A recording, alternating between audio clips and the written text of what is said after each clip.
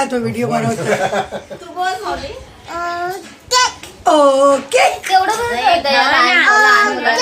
Okay नाही video चालला. Okay यांना बरं का ओके. कॅमेरा बघायचंय. Okay okay.